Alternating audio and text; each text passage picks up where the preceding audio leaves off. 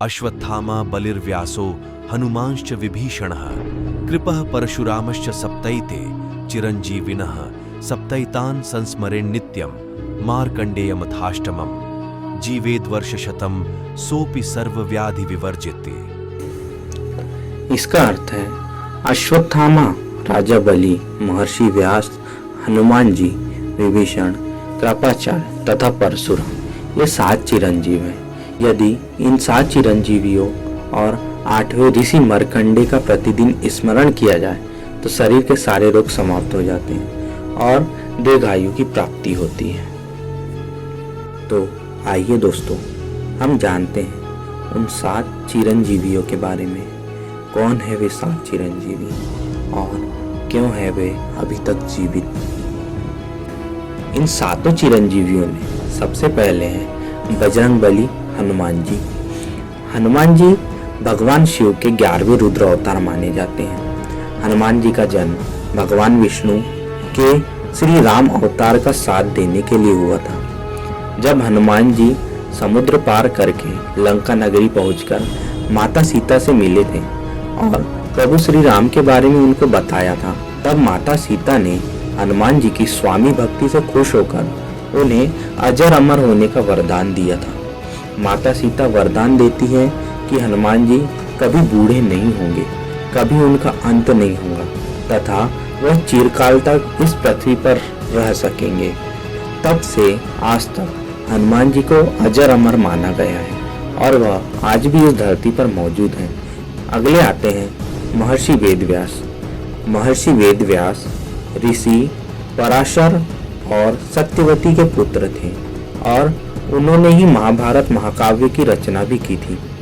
शांतनु के दोनों पुत्र विचित्रवीर्य और चित्रांगद संतानहीन मृत्यु को प्राप्त हो गए थे। तब महर्षि वेदव्यास के कारण ही उनकी विधवा रानियों के गर्भ में पांडु, धृतराष्ट्र तथा दासी पुत्र विदुर की उत्पत्ति हुई थी। महाभारत युद्ध को देखने के लिए वेदव्यास जी ने धृतराष्ट्र के सारथी संजय को दिव्य दृष्टि प्रदान की थी। महाभारत के अलावा भी वेदव्यास जी ने कई महापुराणों की रचना की थी। सनातन धर्म में उन्हें भी अजर अमर माना जाता है और वह पृथ्वी के अंत तक जीवित रहेंगे। अगले हैं भगवान परशुराम। परशुराम जी भगवान विष्णु के 6ठे अवतार माने जाते हैं, जिन्होंने एक ब्राह्मण के घर जन्म लिया था। वे ब्राह्मण कुल में जन्म होने के पश्चात भी एक क्षत्रिय थे। उन्होंने भगवान शिव से शस्त्र विद्या प्राप्त की थी। भगवान शिव ने उनकी कुशलता से प्रभावित होकर उन्हें अपना परशु भेंट किया था, जिसके कारण उनका नाम परशुराम पड़ गया था। परशुराम जी ने कई बार इस पृथ्वी पर से क्षत्रियों का समापन कर दिया था। उन्होंने अपने परशु से ही सहस्त्रबाहु का भी वध किया था। परशुराम जी को भी महापुराण में चिरंजीव माना गया है। उनका वर्णन रामायण तथा महाभारत दोनों में मिलता है। अगले हैं राजा बलि। राजा बलि विष्णु भक्त प्रहलाद के पौत्र थे। महान राजा होने के साथ साथ वह दानवीर तथा ब्राह्मणों का सम्मान करने वाले वीर असुर थे। जब उन्होंने इंद्रदेव से स्वर्ग को छीन लिया था, तब भगवान विष्णु ने स्वर्ग को मुक्त करने तथा राजा बलि की दानवीरता की परीक्षा लेने के लिए वामन का अवतार लिया था, जिसमें उन्होंने राजा बलि से 3 पग भूमि मांगी थी। भूमि मांगी। पहले 2 पग में पूरा सृष्टि मापने के बाद भगवान वामन ने तीसरा पग राजा बलि के सर पर रखा और वह पाताल लोक में पहुंच गए। भगवान विष्णु उनकी इस दानवीरता से प्रसन्न हुए और उन्हें हमेशा पाताल लोक का राजा बने रहने तथा अमर होने का वरदान भी दिया था। अगले हैं विभीषण जी। विभीषण महर्षि विश्रवा के सबसे छोटे पुत्र थे, जो कि लंकापति रावण के भाई भी थे। रामायण में तो आप लोगों ने इनके बारे में बहुत कुछ सुना ही है। इन्होंने प्रभु की शरण ले ली थी जब रावण अधर्म कर रहा था, इसलिए इनके धर्मनिष्ठ गुण से प्रसन्न होकर प्रभु ने इन्हें दीर्घायु होने का वरदान दिया था। हालांकि ध्यान देने वाली बात यह भी है कि मौलिक तौर पर विभीषण चिरंजीवी तो नहीं है, परंतु इन्हें लंबे समय तक जीवित रहने का वरदान मिला है। पुराणों के अनुसार विभीषण महायुग के अंत तक जीवित रहेंगे। अगले हैं कृपाचार्य। एक बार राजा शांतनु को वन में 2 शिशु दिखाई दिए जिन्हें वह राजमहल ले आए। उनमें से एक शिशु कृपाचार्य थे तथा एक उनकी बहन कृपी थी। गुरु कृपाचार्य कौरव तथा पांडव दोनों वंश के कुलगुरु थे। उनकी बहन कृपी का गुरु द्रोण के साथ विवाह हुआ था, इसलिए वह अश्वत्थामा के मामा भी थे। उन्होंने दोनों ही कौरव तथा पांडु वंश के राजकुमारों को शिक्षा प्रदान किया था।